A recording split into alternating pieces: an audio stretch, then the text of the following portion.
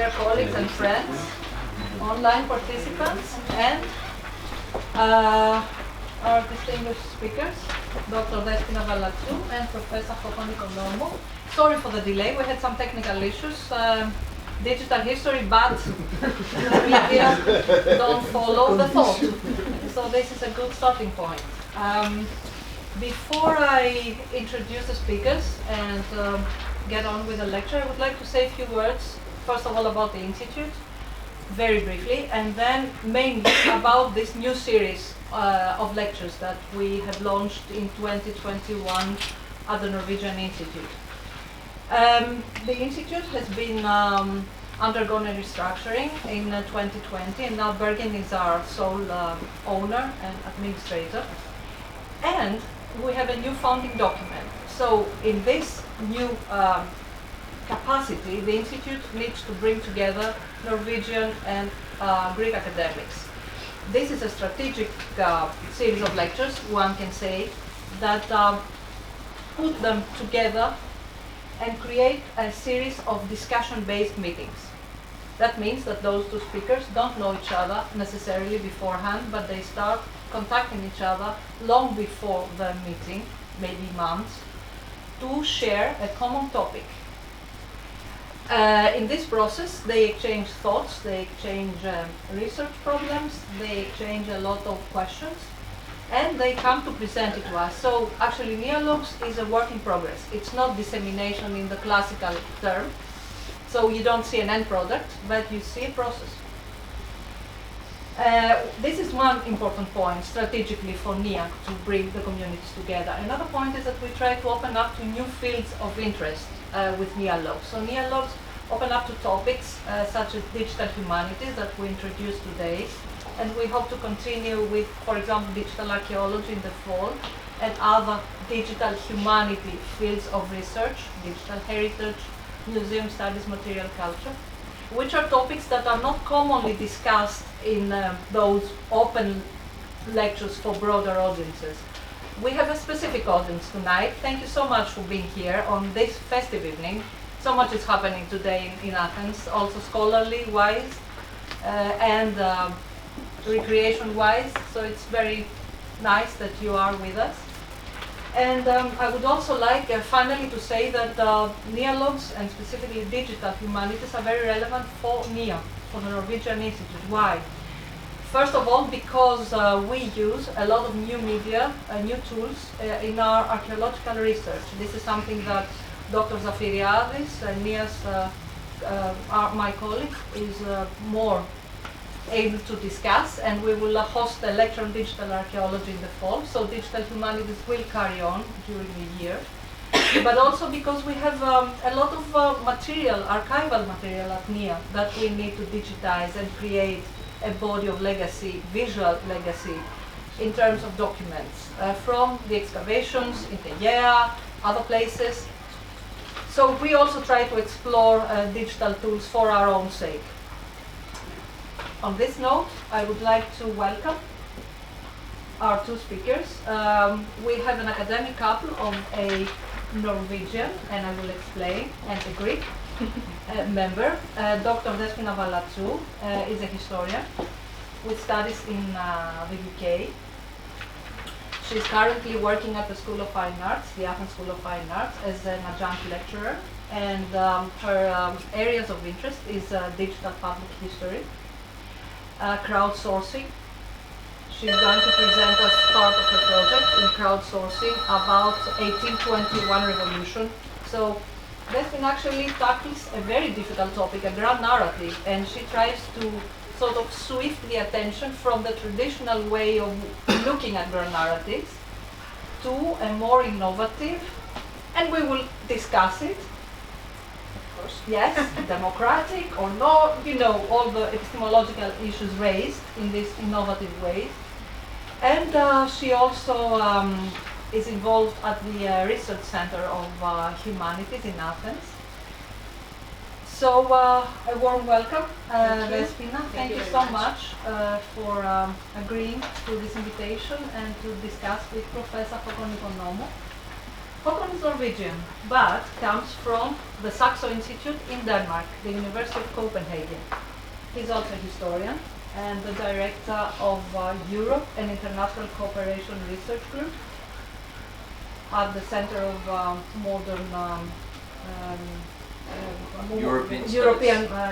Modern European Studies, and also the co-editor of a recent volume titled Global Biographies, Lived History,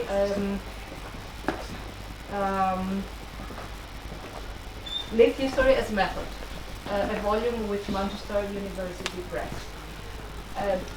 Haakon's area of interest is quite different from Despoina's because he looks at international organizations, global governance, with special focus on international diplomacy and bureaucracy. So it's a pity that the ambassador of Norway, who had planned to be with us tonight, could not join. I think she would have appreciated the research that is currently taking place in a field of her interest. Haakon, welcome. Thank you. I'm going to very loosely moderate the discussion by introducing 3 topics during the next approximately 60 minutes. And the topics will be discussed by our speakers, and then the audience will have the time to ask questions and comment on this work in progress discussion. Thank you so much for being with us, and we will talk later. Thank you for this introduction. Should I start? Please. Thank you. Now, first of all, let me thank you for inviting me to this dialogue tonight. It has given me the opportunity to get acquainted with the Norwegian Institute at Athens and all the important work that you're doing here, and also get to know Professor Ikonomou and having the chance to exchange ideas on our mutual research interests. Haakon, I'm going to talk to you. Yes. Please. Okay. We've reached that point. Okay, Yes. okay. Now I was thinking that maybe we should start by commenting a little bit on the title of our dialogue. We have used two polars, digital humanities and digital history. So I was thinking of maybe discussing a little bit what digital humanities is. And let me start by saying that it is a novel academic, quite novel academic field that problematizes and studies the way humanities disciplines relate to digital technologies, especially those that have to do with the World Wide Web and the Internet. Now, the emergence of digital technologies, I think it's not simply a technological development. In the past, we used to think of the physical world as the real world, whereas the internet was a virtual space, a non-existent or imaginary world. I think that that is no longer the case. Digitality has penetrated our lives and all our activities, and we are now, we find ourselves living and acting into this new hybrid world that we call the phygital world. And I'm talking about that because I don't think that it is merely a technological achievement. I think it is mostly a cultural shift. And I do believe that digital humanities is an academic field that is born by the need to problematize and study this cultural shift. Now, within this context, of course, we as scholars, we need to ask ourselves and discuss how we do our work, how we do our research, how do we go about publishing or disseminating the results of our research topics, how we communicate with each other, how we teach. So we need to think again about our methodologies and practices. But also I think that we need to consider whether and how digitality affects inherently the ontology of humanities disciplines. And I'm thinking of an example here. For instance, anthropology has as its core methodological approach the in situ field work and participant observation, where anthropologists need to spend an extended period of time in real locations, living with the communities they study and try to see how they work. But what happens if that location is a digital one and not a physical one? What happens when the community is a digital community? So that means that anthropology in particular needs to rethink its methodologies, but also question its analytical tools. For instance, what gender means in the digital context, or identity, or class. So that brings massive changes in all humanities disciplines. And of course, this new field is not something that has appeared out of the blue. It has its history, its genealogy. At the beginning, it was called Humanities Computing, and I'm talking about the second half of the 20th century. And there have been humanities disciplines that have that were more prone in using computational and quantitative methods in order to facilitate their work. For instance, linguistics or classical studies, and they use these methods quite from very early, mostly because they needed to study large textual corpora, so they needed more effective tools. But I'm not sure, and I don't know if all humanities disciplines have adapted in the same pace. So that's the point that I want to ask you. How do you think that history has adapted to this digital changes? Yeah, so thanks for the invitation, thanks for the ongoing conversation, and glad to see you all. We are historians, we are the slow movers in the class, for sure. And I think if I were to describe the field of digital history, there's been a lot of self-proclaimed revolutionary potential. So we say every 5 years, we say digital history is going to change everything. Everything is going to change. Our epistemology, our tools, everything. And we say this every 5 years. And yeah, this presentism has perhaps hindered us from actually doing what historians do best, namely historicizing our own digital history. And I think this is something that is happening now. I recently saw a very interesting lecture by Mareike König at the Deutsche Historisches Institute in Paris. And she talked about this fact that if we now look back at the many times we've said that digital history is going to change everything, we actually have now 30, 40, 50 years of practice. So what are the developments? And here we start even with, let's say, punching cards and cliometrics, which was very big in the 60s, 70s particularly, which changed a lot of social history particularly, where the basic point, you could say, was to count things. Count, and to write different kinds of social histories from the quantitative, combining, let's say, the quantitative and the social. So here you got a lot of very interesting work, like, for example, Time on the Cross, The Economics of American Negro Slavery, which is a classic, Vogel and Engelmann, where they counted and quantified the experience of slavery, the economics of slavery, etc., in a completely new way. This, I think, it's a very interesting book, but it also created a kind of a backlash. So it was kind of it was criticized for dehumanizing the experience of slavery, because it basically said the experience was you were whipped 1.7 times a day or something like this, which is a dehumanizing narrative. I think the book itself is more nuanced, but you know, this created a kind of a schisma.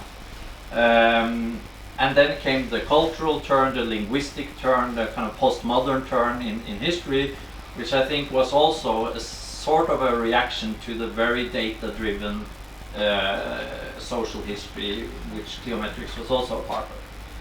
And then you have this way with the personal computers and very large data-driven projects, 80s, 90s, where I think these are groundbreaking, and some of them have lasting research findings. But the problem was that everyone had to build their own models, basically, build their own tools, build their own everything, which was extremely resource intensive. And sometimes when it was done, the project was done, the money ran out, this thing was saving dust somewhere in some university. And so I think what came after that with the internet and let's say the emergence of analytical software at a lower expense and digitization of source material was more sustained practices of digital history, which is kind of where we are now, basically.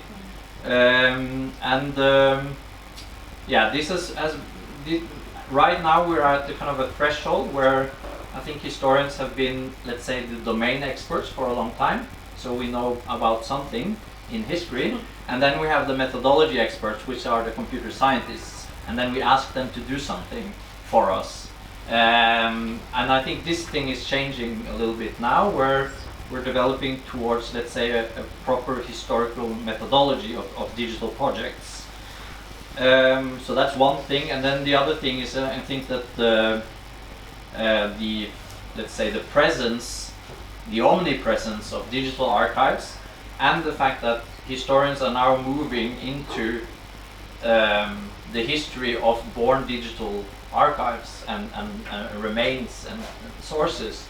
I think that's that means that we're also at the threshold of having to properly rethink how we teach our students, basically. So we need to integrate digital history as part of our core methodology, not the tool, not the revolution, but one tool among many, which is part of the BA when they enter the door at the university. So I think that's kind of more or less where we are as the slow movers. Okay. Yeah.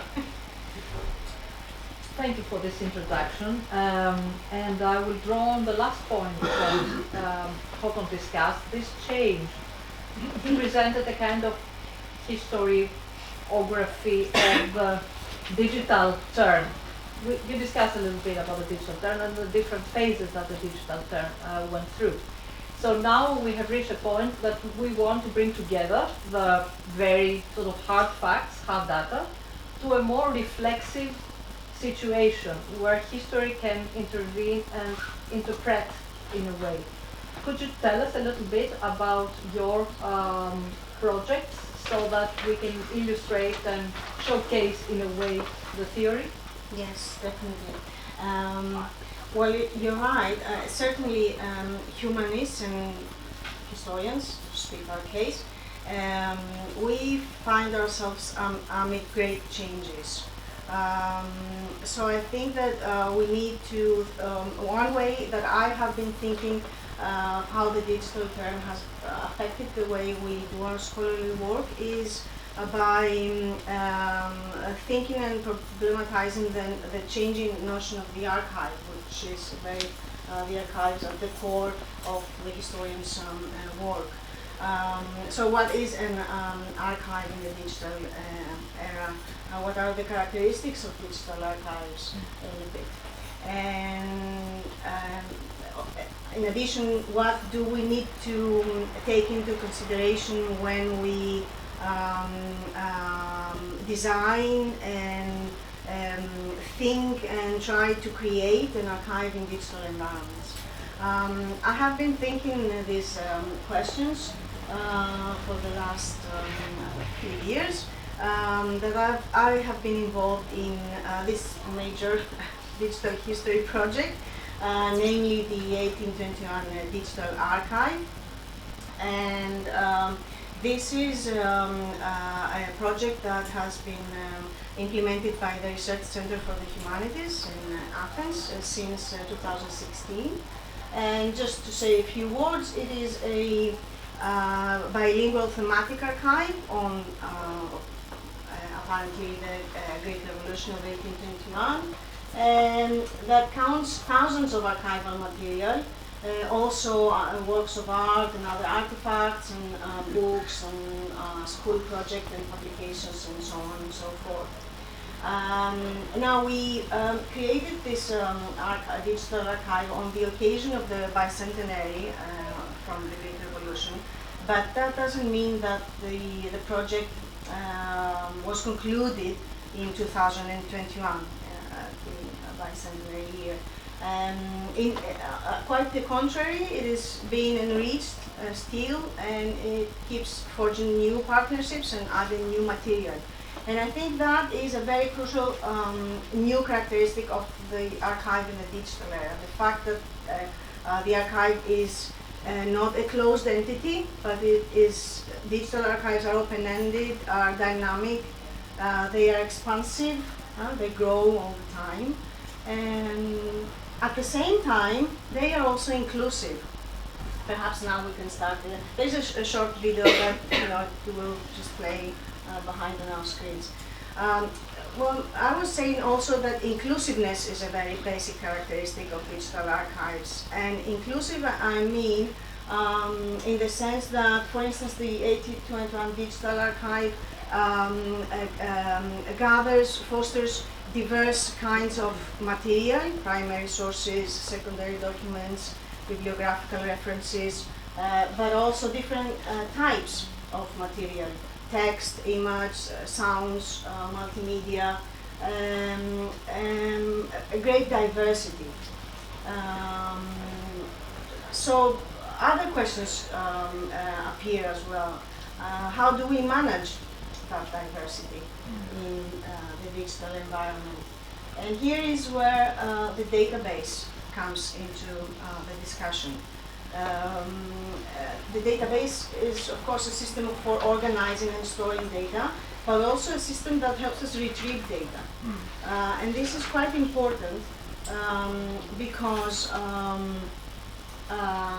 retrieving data in an easy and effective way raises important issues of access and accessibility to primary data.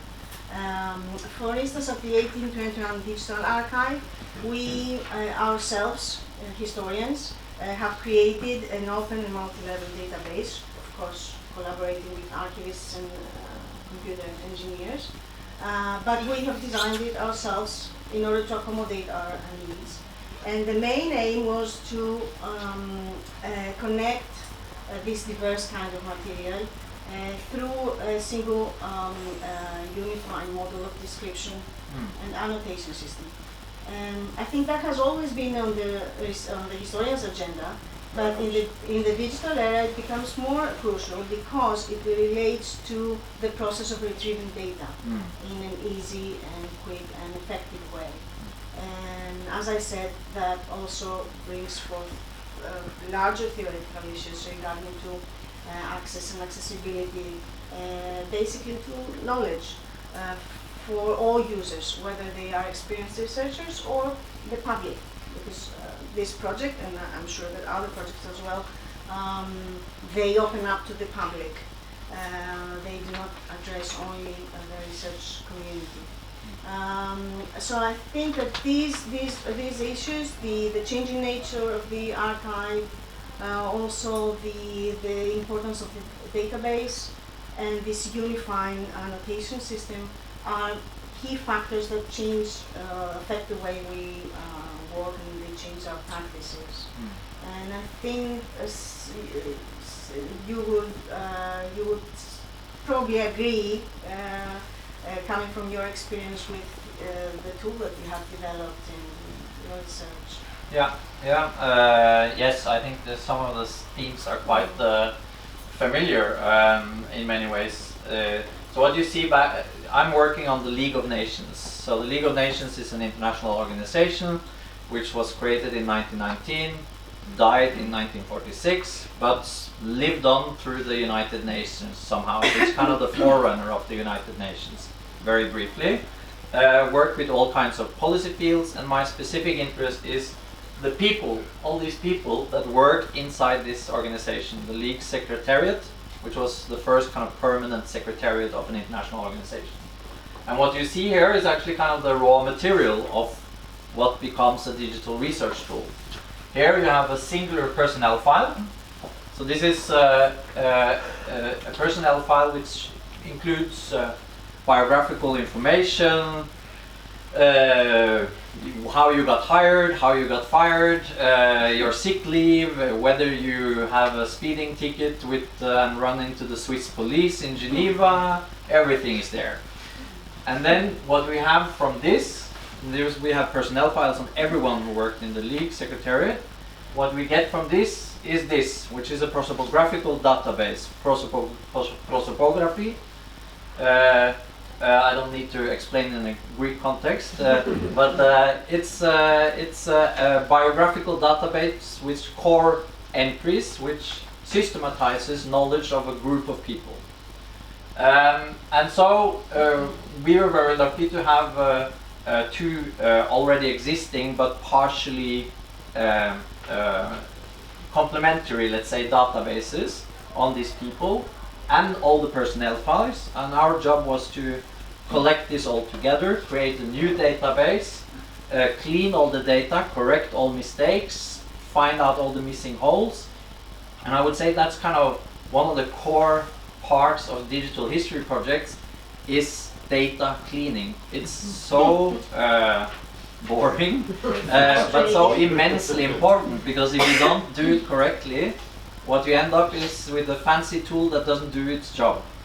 So this kind of the back end where you clean and create databases, this is the most important part in many ways. And it has to do with very basic skills which are known to historians, basically. But to get from that to the digital research tool, which I will show in a bit, you need very different kind of team than what you would have needed earlier, other kinds of projects, non-digital projects. You need interdisciplinary teams, which include computer scientists, which include sometimes people that work with visual arts and these kind of things, cultural, in the cultural field, historians, maybe statisticians, economists, etc. So you create very different kinds of teams than what used to be the case perhaps in most history research projects. So there is a kind of something that is very familiar and something that is very unfamiliar, let's say, with these kinds of projects. So this is what we've created over the last 3 years. It's called Visualizing the League of Nations Secretariat, and we're trying to say it's 3 steps: customize your search, visualize your metrics, download your data set. Yeah, we're trying to make it look simple. So the point here is that we have all the data of all the people that worked in the League Secretariat, and we want any researcher, scholar, student, whoever's interested, to be able to combine variables completely freely. Whatever time period you want, whatever institutional entity, whatever position, whatever nationality, whatever gender, whatever division. And you combine it depending on what you're interested in. So it's a heuristic tool. And once you've done that, you get visualizations of your choices, statistical visualizations. So you see we have these kind of bars here, which are divided by the different sections. But you also get some donut charts, which shows, let's say, the nationality composition, the continent composition, gender, and division, which means basically pay grade. How much money, where in the hierarchy are you? And then, based on those choices, you get a curated prosopographical database that is specific to your research questions, your research interest, and you download that, and then that's your kind of starting tool to work on the history of the League of Nations Secretariat. So here you get then generated a curated database. So this is what we've been working on. The problem, let's say, and the positive is that when you're done with such a project and you put it online, you're not done. And that's I guess frustrating, but also quite fantastic in a sense, because you created something that is more than just an output. It's also a user interface. So once it's out there, you will get constant feedback. People will tell you this is wrong, this is a misspelling, there's a bug here, etc. Which makes it kind of ever evolving. And it also perhaps makes you, if you get an email with a good idea from someone, it gives you the opportunity to kind of further develop it. So there's a kind of a parenthesis that you can extend forever. So I think that's also part of the practice, in a sense, of what you end up with is something that is not only a publication, which is then done, it's a hybrid product, which it's a process also. And a hybrid process. It's a heuristic tool, and it's a community platform where people can engage and you engage with them. So this, I think, changes in many ways the practices, the core practices of what we historians are supposed to be doing. Yeah. Thank you. So now let's move to the second topic, which relates much to the methodology that you described, but also to the core problem that history envisages. How to include different approaches to, for example, the grand narrative that Despoina studies, or to the more hidden parts of history, archival material that is quite unknown to most of us. How then digitality helps to reinvigorate the approach of history from below? That's a very interesting topic that came very vivid to our discussions and meetings when we prepared this dialogue. History from below is an old and well-established historiographical movement, trying to dating us back as the 1960s, and trying to study the lives and memories and experiences of ordinary people, in contradiction to the political history that mostly studied the formation of the nation state and the contribution of great men to that. But I do believe that history from below takes upon new characteristics in the digital era. And it is not just about what historians study and how they interpret the past. I think it is also about people having the ability to tell their own stories, to share their memories, and to create historical content. Public participation is very, in creating historical context, is very crucial when we study, when we think about digital history, especially in relation to Web 2 technologies, because most digital humanities projects are user-centered. So that means that they foresee an active role for the user, but they also depend on a very effective combination of scientifically structured techniques along with public engagement. Now, crowdsourcing has been thought as one of the most popular participatory and collaborative practices of producing and sharing and disseminating historical content online. And if I were to give a short explanation of what crowdsourcing is, I would explain it as the process of making a public call for people to participate in the materialization of a project in a digital environment. I think that this is crowdsourcing is very important because it is another take of what history from below means in the digital context, and it also proposes an historiographical shift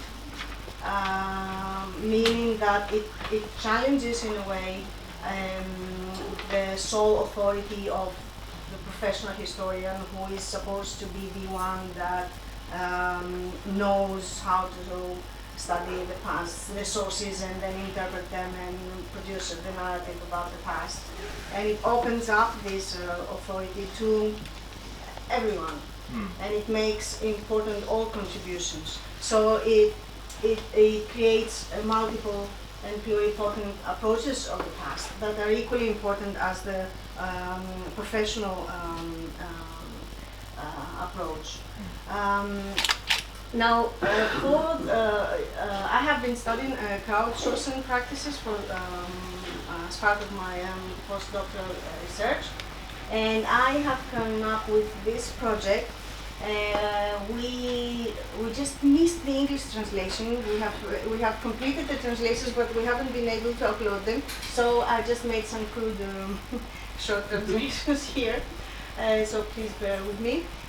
Now this is an experimental crowdsourcing project named Your 1821.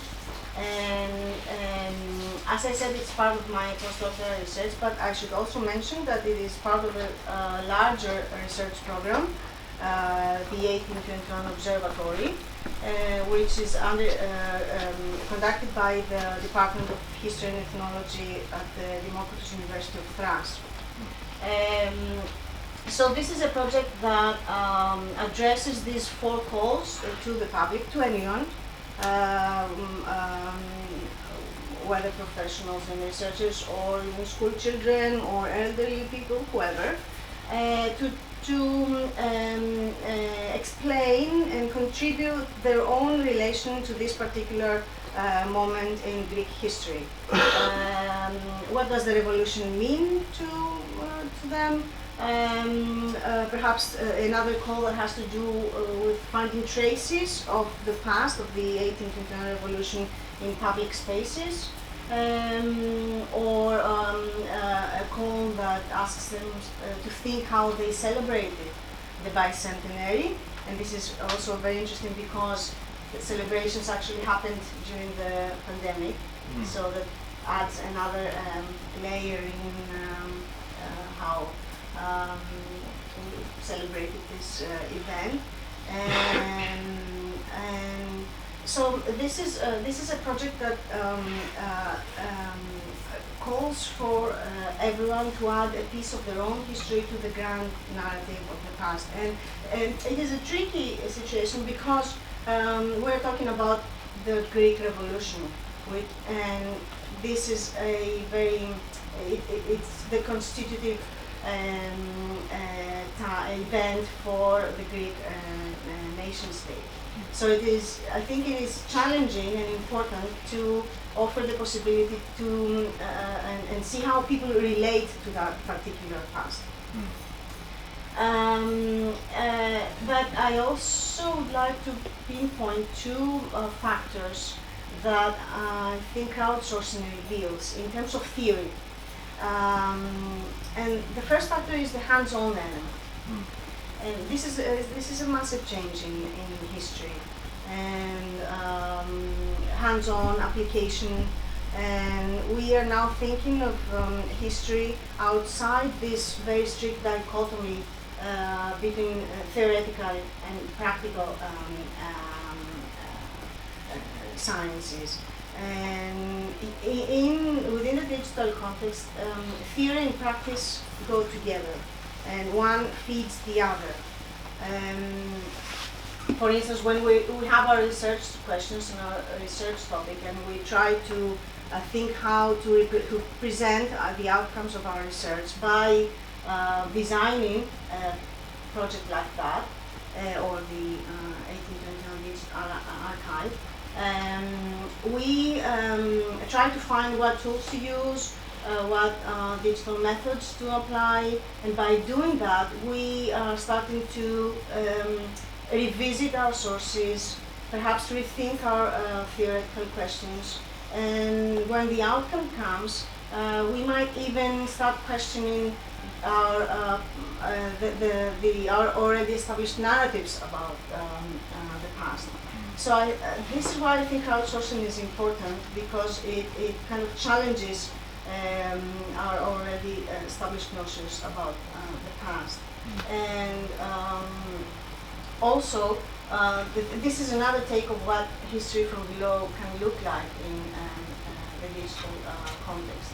And yet again, it also problematizes the notion of the archive, because hopefully, with this project, we will have some of archival material for the future historian to study and see how people today related to this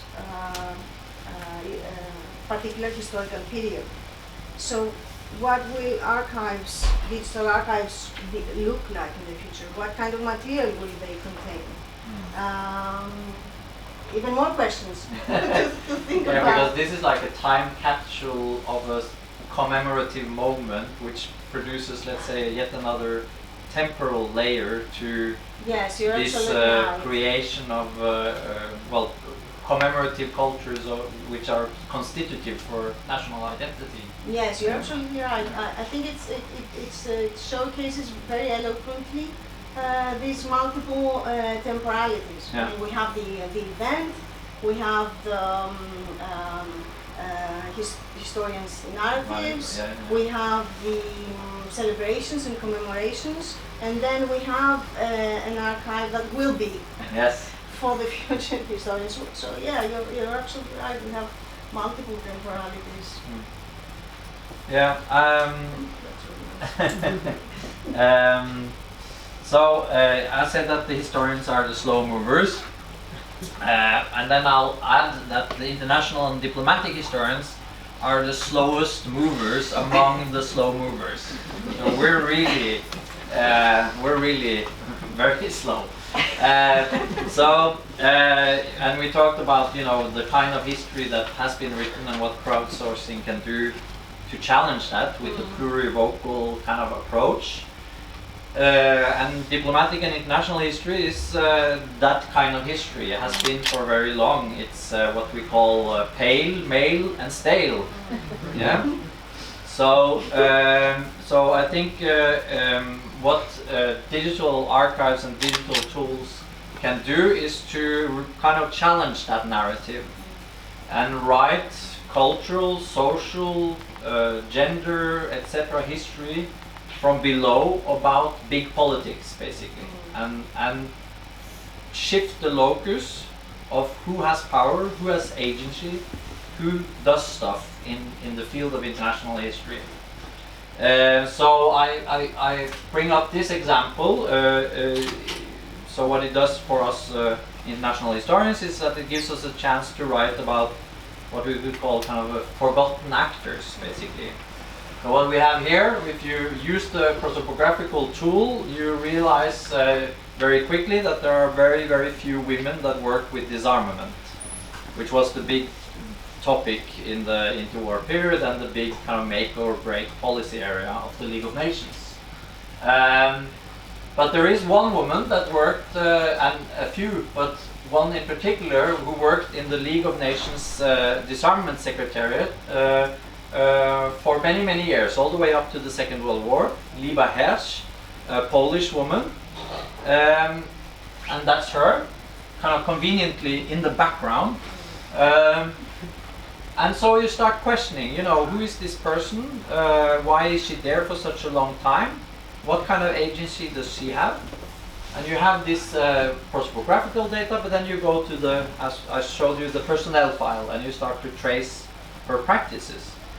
And in this instance, what is quite fascinating is that Liba Herch and her colleague Nahim Slautsky, who was a Russian emigre, and Nansen passport holder, both of these, they worked on temporary contracts for the entirety of the interwar period, never got a proper salary, never got a proper position, but did some of the absolutely most important work of the disarmament policy, which was to gather all the statistics of who sold what, who produced what, etc., and create what was called the yearbooks of armaments and armament sales.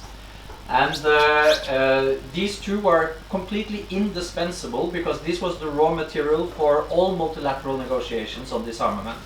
So without these two, you don't have the data set, which is the foundation for the negotiations.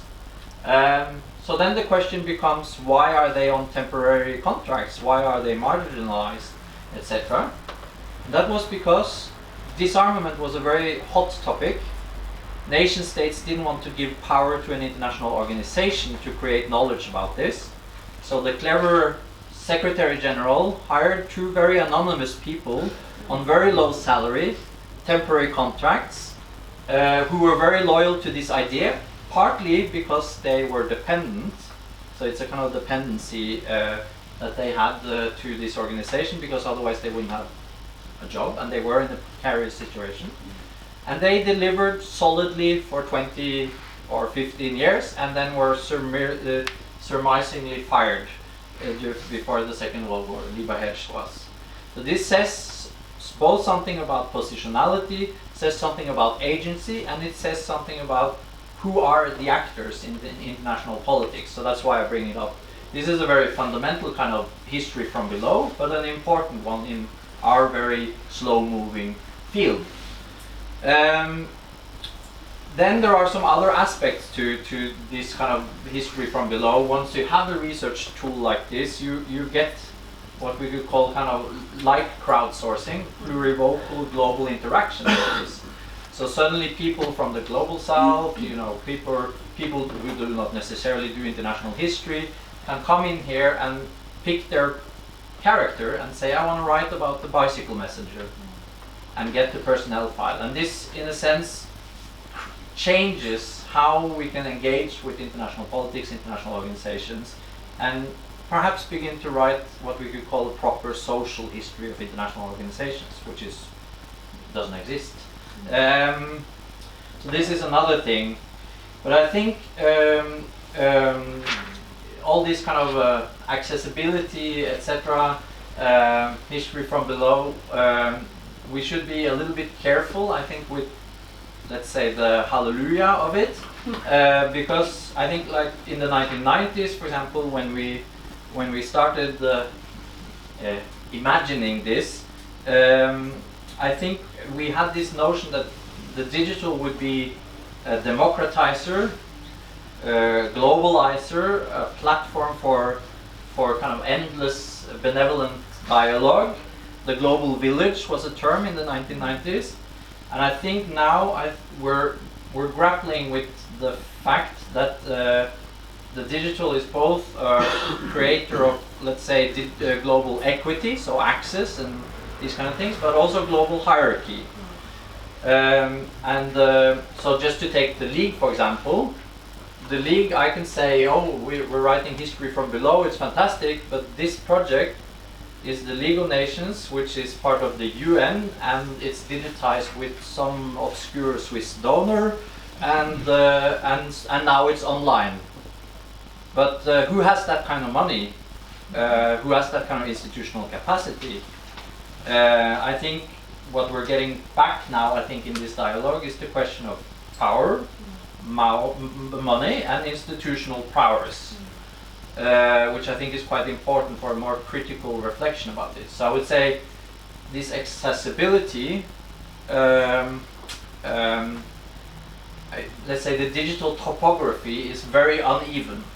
There are these big pillars of everything is digitized, everything is accessible, and then there are big seas of black where we don't know anything. And I think if we're not quite kind of ready to face that, we might see only the tops and imagine that that's all we have. You know, that's what we have to work with, and that's good. So, for example, I think there's a statistic that 2 or 3% of the all archival material in Europe is digitized. So if you only work through digitized methodology and you work with those 2 and 3, there's a lot that you don't know. Yeah. So this is also part, so this kind of history from below is, maybe there is a question there of who's below. in a sense, who is not there. So yeah, kind of a self-criticism in this respect. Yeah. Okay then, now we move to the third topic. After having discussed historiography, digital turn, a lot of pros and cons, utopias and possibilities, let's turn to the aesthetics and discuss a little bit visuality, the senses, and of course their epistemological weight, form and content, how those two relate. Can you tell us a little bit about how, for example, visual elements in digital history, that is maybe the most prevalent element? Because, okay, when we discuss heritage and when we discuss museums, then we have a lot of other sensorial parameters, kinesthesia, for example, we have touch, we have maybe smell, we have other stuff. Here we can also have smell, but not on purpose. In the archives, if we dive. So let's discuss the most prevalent element of aesthetics, visuality, in terms of their weight as a tool and as a concept. Yeah. You're absolutely right. I mean, despite the fact that the digital technologies can offer the possibility for enhanced and multi-sensory experiences, I do agree that the visual element still remains dominant.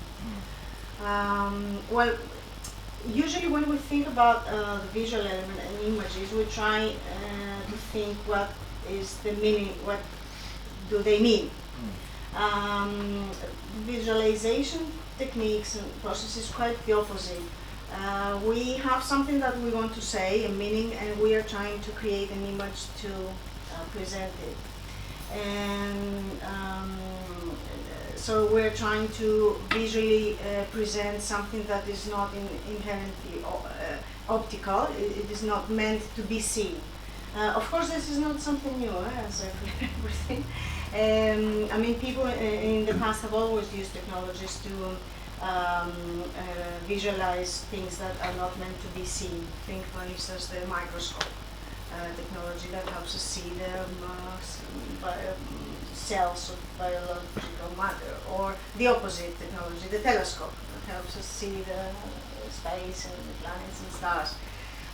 Or even the X-rays, which was a breakthrough technology and made us able to see the inside of human and animal body. But if we think about the digital era, of course we are in need to visualize not the body or space, but something else that is not meant to be seen, and that is data and narratives. And this is very key in digital history.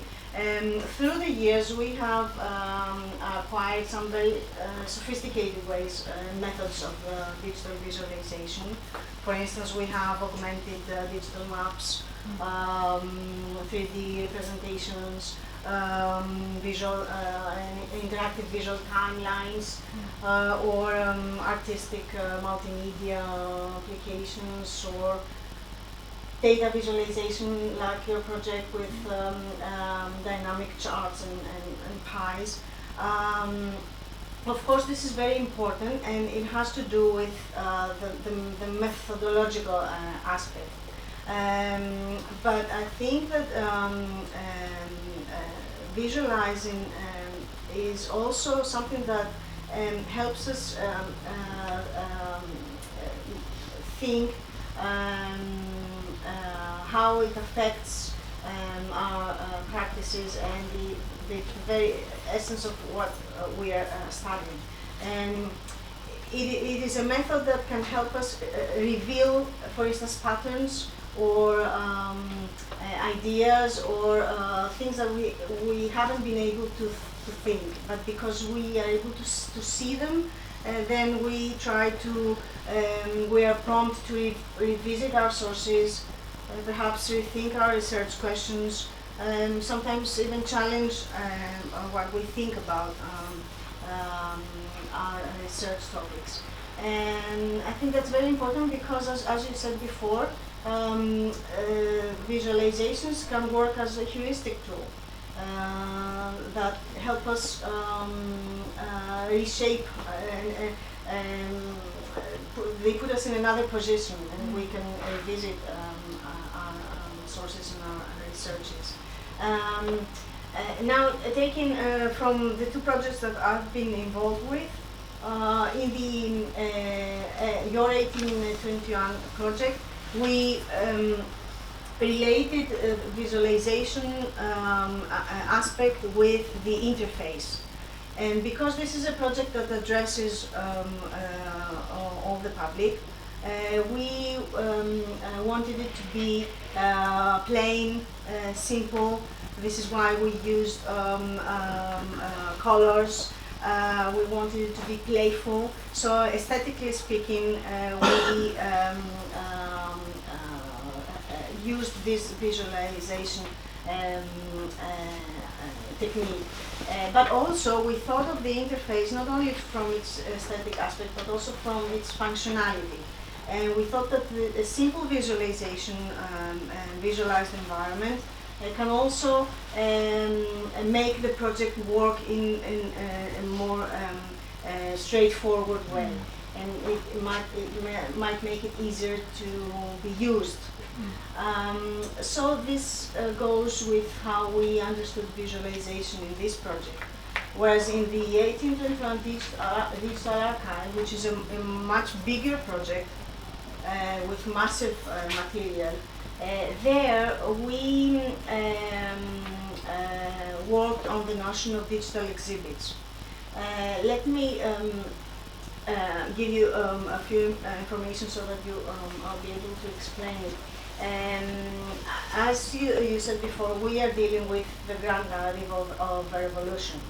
And in the historiography about the Greek Revolution, the attention is mostly paid to military history, fights, or to constitutional approaches, how the nation state was formed, what were the constitutions, and so on and so forth. In the digital archive, we thought that we might want to bring forth new topics and focus especially on the studying the lives of ordinary people, that whether they were fighters or not. And so we commissioned several researches on topics like, for instance, what songs did people sing at that time, what were their clothing, what were they wearing, or how they dealt with issues of criminality in everyday life and justice.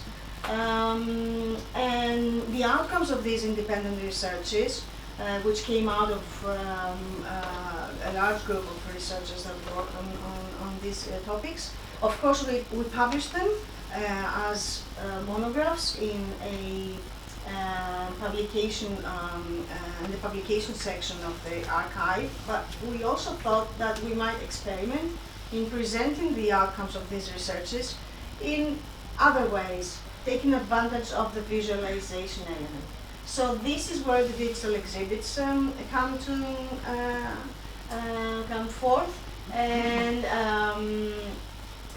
this is how the outcomes of these particular researches are visually displayed in another way, more perhaps playful way, like for instance the heroes on loan, or they are taking advantage of the maps and cartography and all these multi-layered digital maps.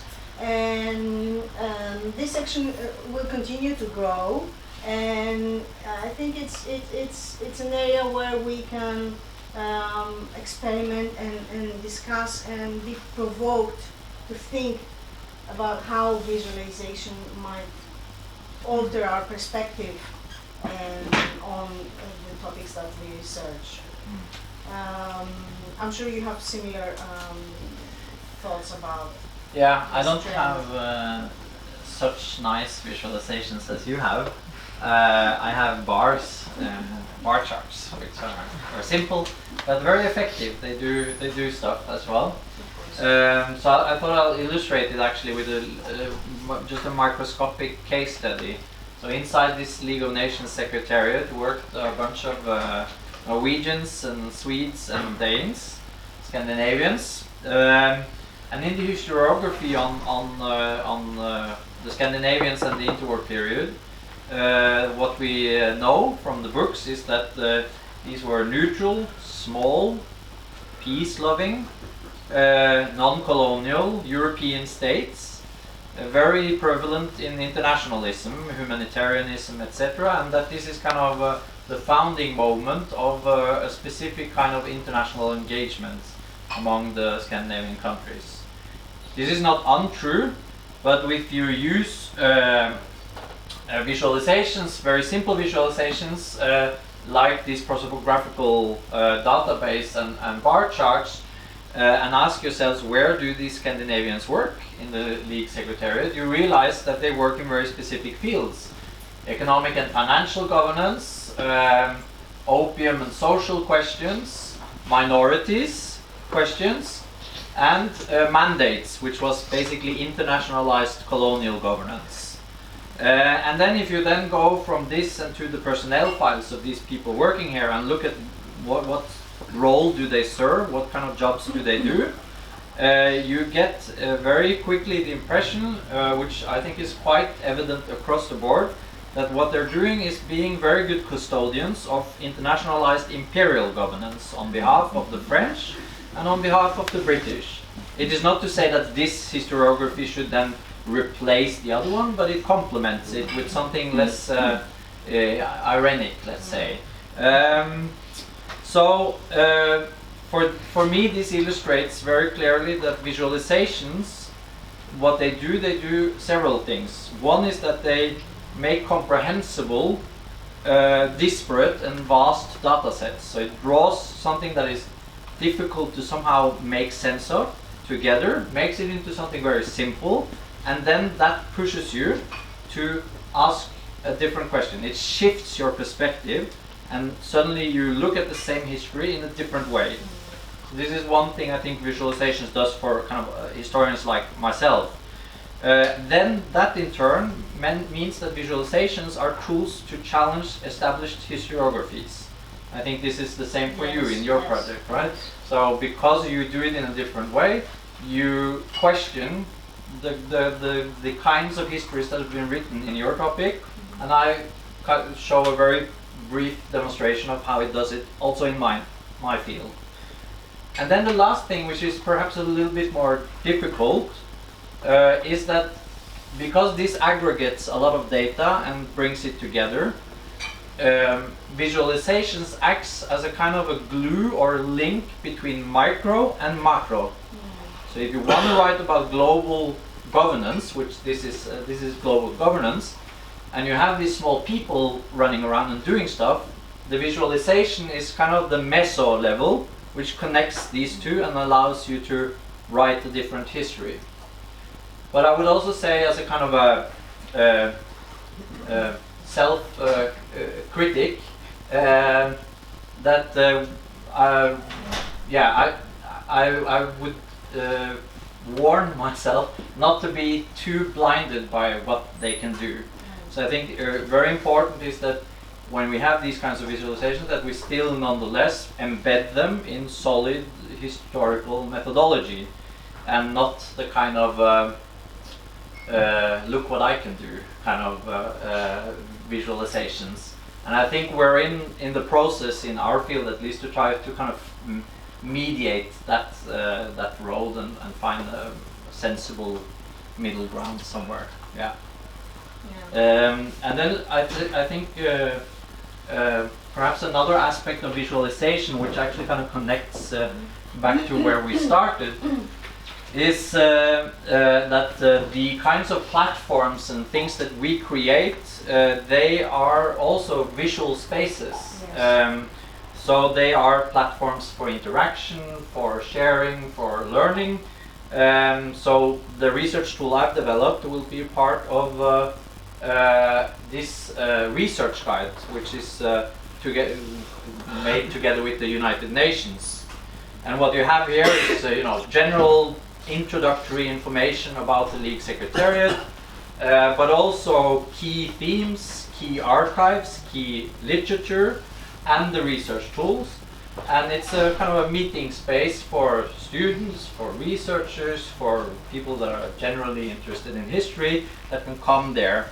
So this is a very, let's say, basic observation, but in a sense the visual aspect of digital history and digital platforms make them a meeting place, which I think is different from, let's say, well, it's fundamentally different from just having published your book and it's out there in the world somewhere. And so this, your site and this site is hopefully kind of like a starting ground, a playground perhaps, where people can kind of discover how they want to write and do history. You're absolutely right about those projects acting as meeting places.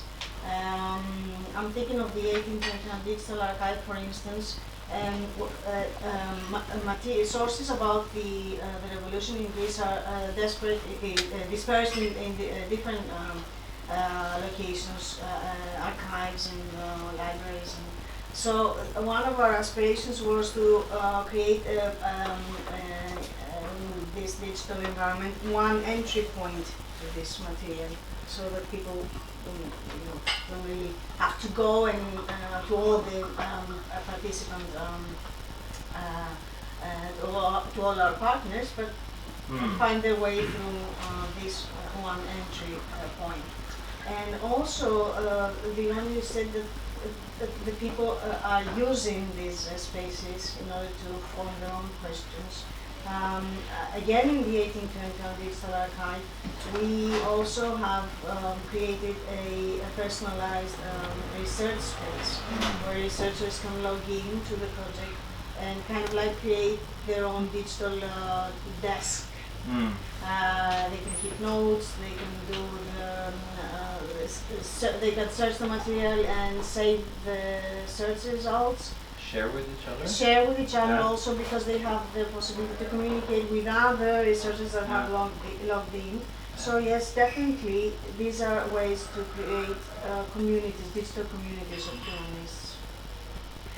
I really like how that showcased. This is a happy note to round up the discussion, communities of humanists. Yes. Thank you so much for this discussion. Questions? Comments?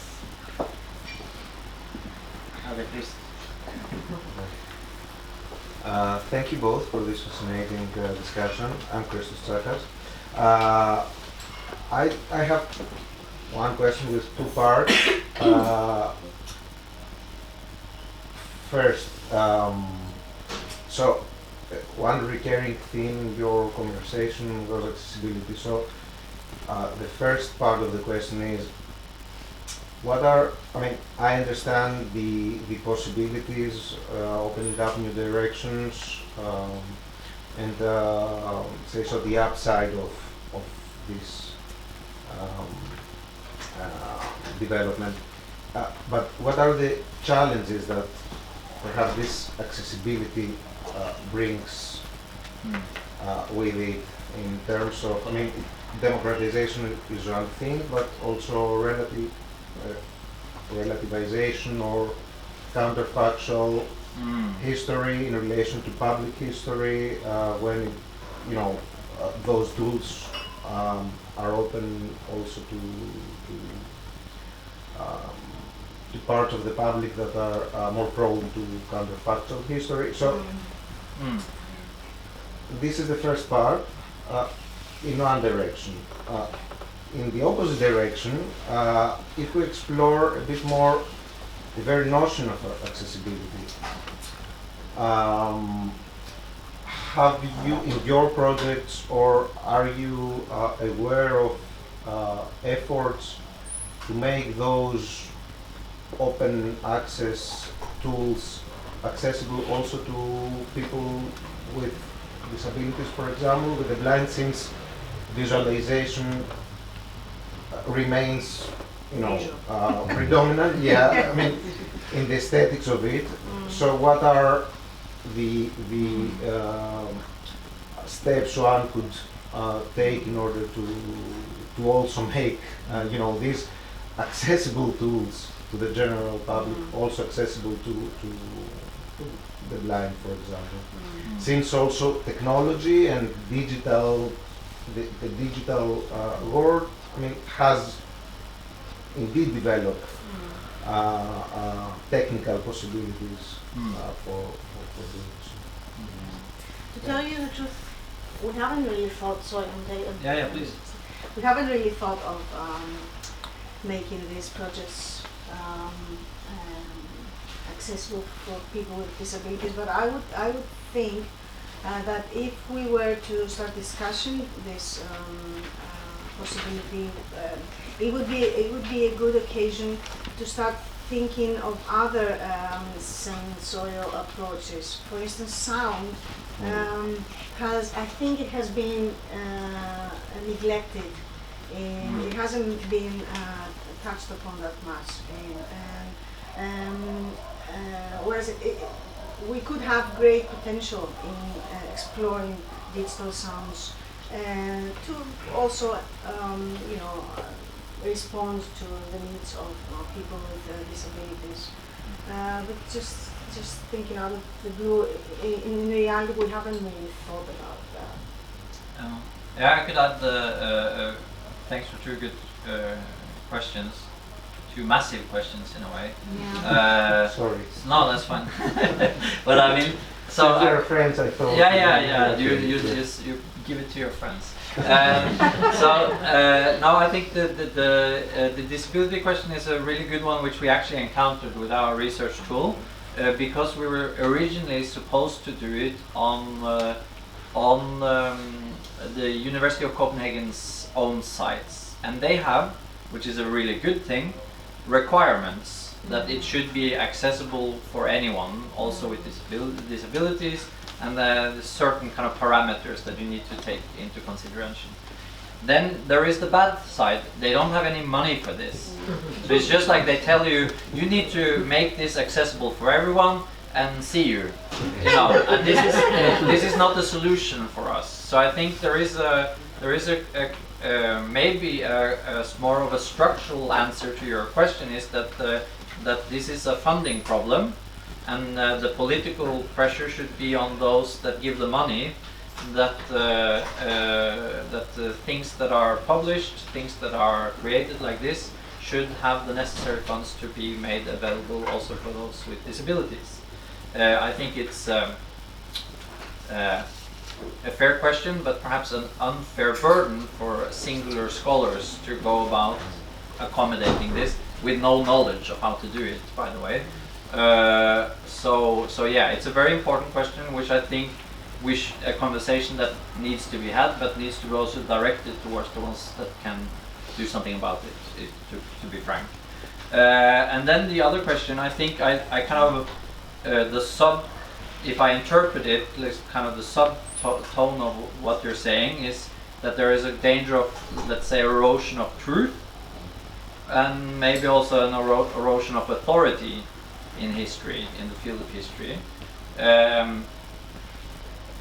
The latter would be the good thing. Yes. The former would be the yes, bad exactly. thing. Yeah. And I think, in a sense, we will have to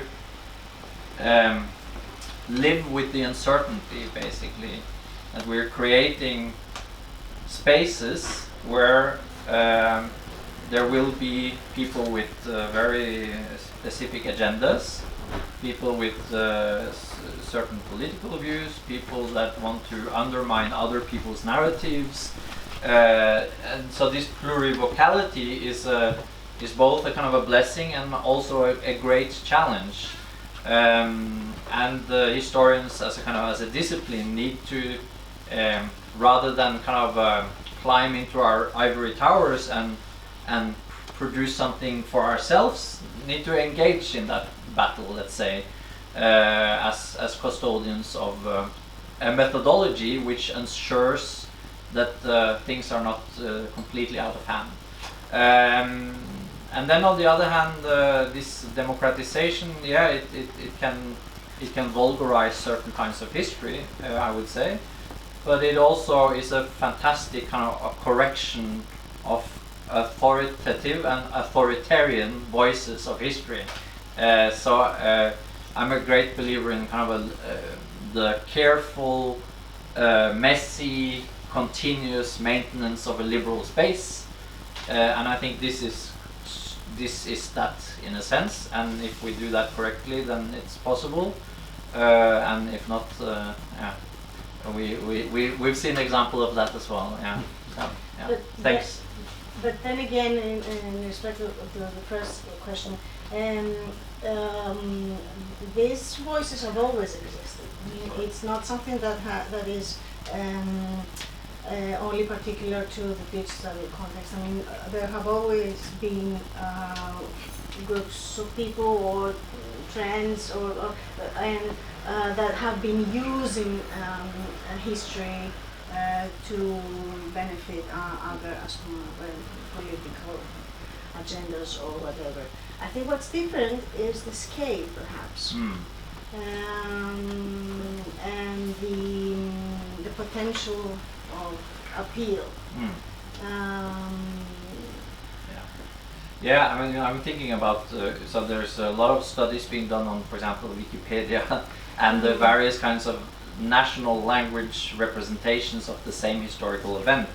If you take something like Srebrenica, for example, and you see how that's been portrayed in different languages, you see that this is a battleground for competing narratives of who is a partisan, who is a etc. So labeling each other and trying to place blame, create historic heroic figures, etc. So yeah, and the scale there is massive in the sense that everyone can take part, everyone can edit.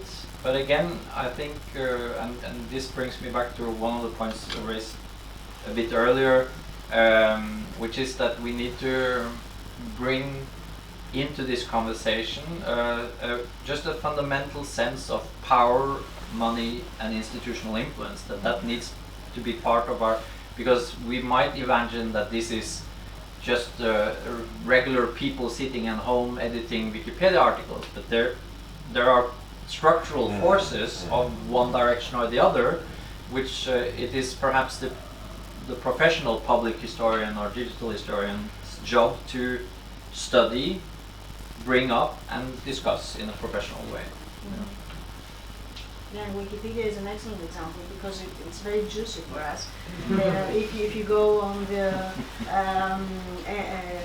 discussion pages, and the chat pages, you'll find treasures. Yeah. Other questions? Yeah, thank you so much. This was really interesting seeing your projects, and it's amazing. I have a question more about logistics. How do you administer these platforms, and what is the long-term vision? Like, I mean, as technologies change, I mean, how long can these live? And the ownership of them. I mean, what is this something that you individually obviously are administering at the moment, but what happens later on, like a few years later, and I know funding is a big part of it as well. But I think in our experience, there's all these great, amazing work that people have put together. I mean, creating these databases takes up a lot of time and effort and resources, and then no one can use them after a while. I mean, they don't exist. Like, I mean, they're taken down from the server or something like that, and it's such a shame. So what is your what do you think is the long-term vision for you? This is a very crucial question, and no one has really answered it in an efficient way or pragmatic way.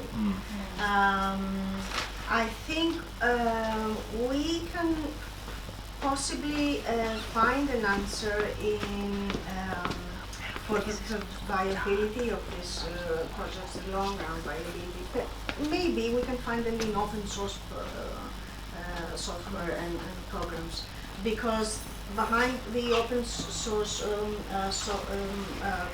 there's a whole community of people working and advancing this the code in such software.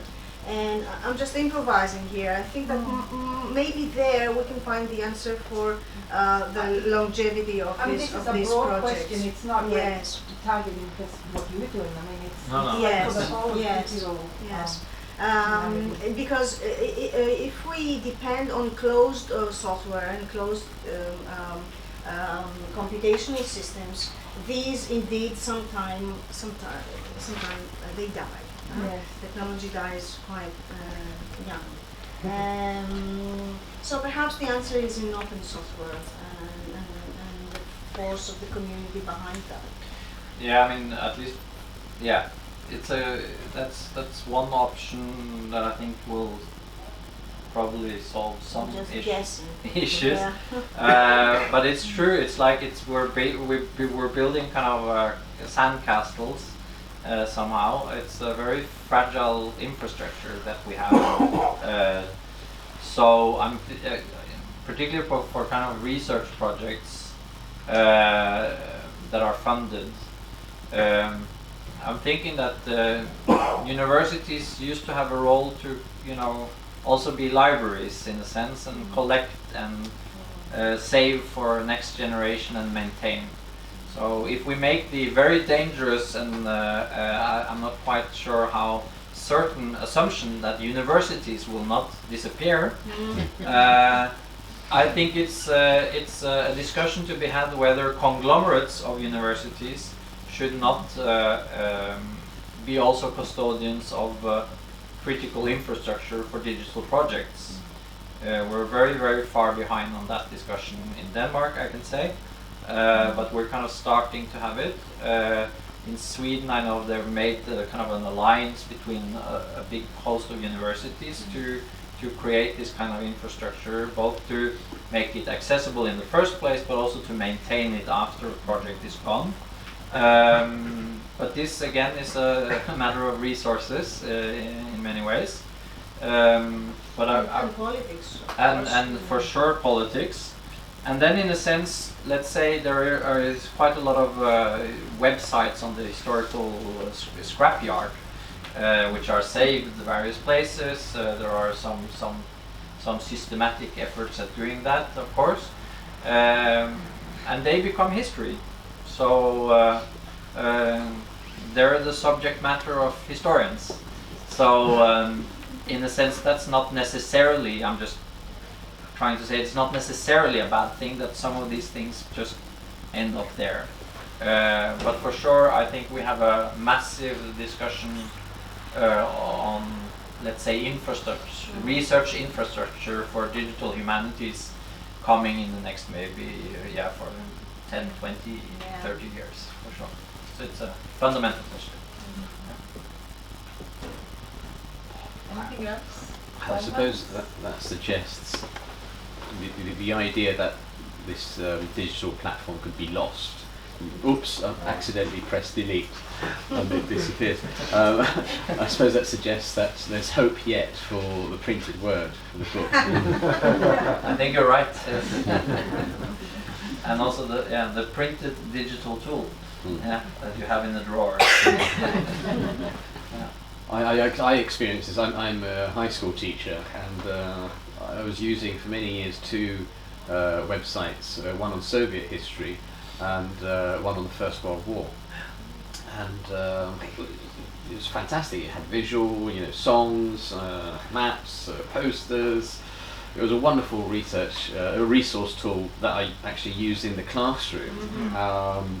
And then just, the beginning of one school year, I just went back onto the site and both of them had gone. Yeah. You can maybe Where find did them you- at the Internet Archive, the Wayback Machine. The Wayback okay. Machine, yes. Yeah, I experienced that during my PhD. One of my case studies was a website that suddenly disappeared. And just before I had a stroke, I thought of going to the Internet Archive, the Wayback Machine, and I actually found it there. So Yeah, that's fantastic. I need. But it's also about the question about, so this is, a website and then it's not a website, but it's also a question about fundamentally changing technologies.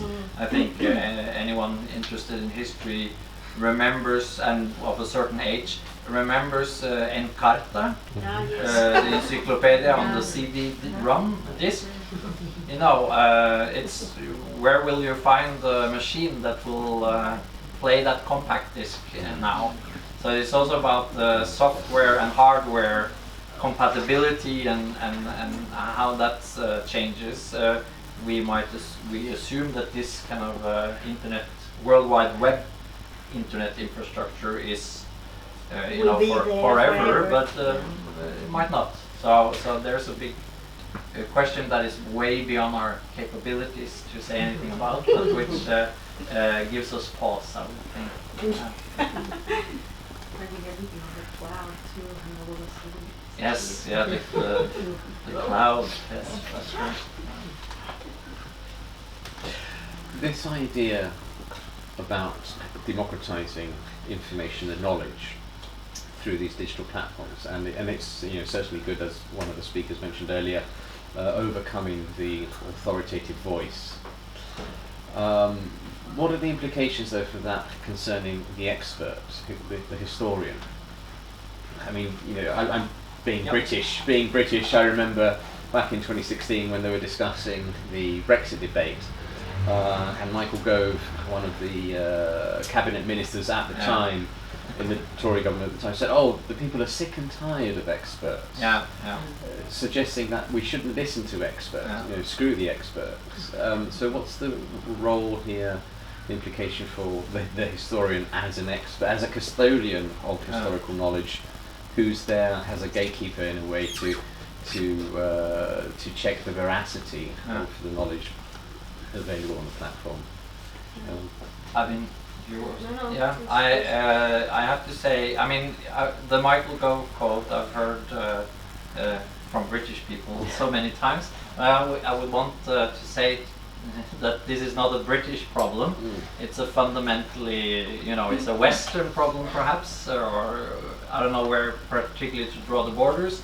But if I take from the Danish context, you had Anders Fogh Rasmussen, who was the Secretary General of NATO before Stoltenberg. Before that, Prime Minister. I mean, he went to absolute war with the experts, which he called smaksdommere, which means like judges of the kind of taste judges. You don't need them. So my answer, in a sense, is that fundamentally this is a political, ideological problem rather than an accessibility problem.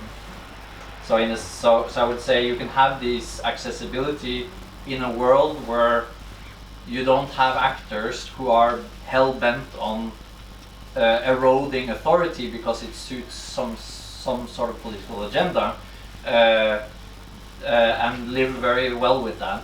Or you can be in a world where we are, where this is part of some people's agenda. And so I would say, in a sense, to kind of rephrase it, the problem here, the problem is not accessibility, the problem is actors who want to erode, let's say, scientific authority. Yeah. So Gov included. Yes. Yeah. The same thing happened with the COVID pandemic also, Yeah. where doctors were not, the reward was dismissed. I mean, Right. we kept hearing strange ways to deal with COVID, and apart from listening to what the actual doctors have to say. But in relation to particularly historians, or let's say the scholarly community, I think that the best way is to engage with these changes. I mean, it would be wrong to step behind and say no. I do not accept these new methods, these new historiographical shifts. I will keep doing the work I've been doing for many years. We need to address these issues, to take part into these changes and try to understand what they mean from inside. It doesn't mean that we dismiss our role. It means that we try to understand the phenomenon. And I think that's very important for the academic community. In a sense, it makes it very active and engaged in cultural shifts and changes. Yeah, I would maybe add a small kind of add-on to that, is that that's talking about whether universities will exist or not. It's extremely important for that as well, because if we retrieve and then publish in specific journals behind paywalls and discuss with the 3 other colleagues that read our work, and don't engage with this, there will come the politician, Gov 2.0, whoever, and say, we don't need these institutions at all.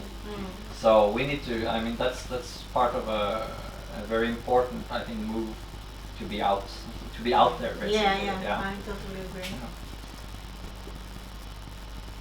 Anything else? So this is the moment that we say thank you very much and we go for a glass of wine. But before that, I would just like to add, if I may, a very short comment on this issue of amateurism, let's say, or accessibility, or you have phrased it in different ways. And I think that this idea of public being involved is also a socio-political decision in some contexts. I speak mainly for the Anglo-Saxon world that I'm more familiar. Public history was very much involved into the discussion of amateurism since the 80s. There were books about, metal detectors and how people can take archaeology on and work with archaeology and become archaeologists. So this is very much into the Anglo-Saxon discussion that we need to open up. And public history was very socio-politically dominated by the market-oriented identity, as Bernstein, a social, him from Denmark, Basil Bernstein, spoke about this market-oriented identity, that it's a social political characteristic within the community of heritage and humanities. So it works the other way around, that amateurism was an agenda in certain contexts and had a political assignment, let's say, for museums as well, that they wanted clients. So they opened up and they created a very populist model of museums. And I'm not saying that in a bad way. I mean, it's very good to write better texts, but that was also a decision.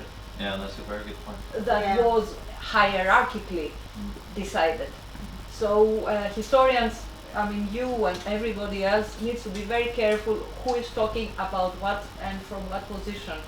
And this is the power question again, that does not involve hierarchy necessarily, but it involves power. So power and hierarchy are not two same things. For sure. I suppose what the key word that comes to mind now in this discussion is the word for vigilance. We have to be extra vigilant. I think it's in the word custodian. It's also exactly, the vigilance. I fully agree. You're familiar, I presume, with the story concerning the American writer Philip Roth, who was reading his own entry page on Wikipedia, and he wrote to make a correction. And he thought, we have to check that, cross-reference that, and verify that, and come back to you. So that was a nice story there of Philip Roth, you know, the author of his own webpage, not being able to update without getting a second check. So thank you very, very much for joining us.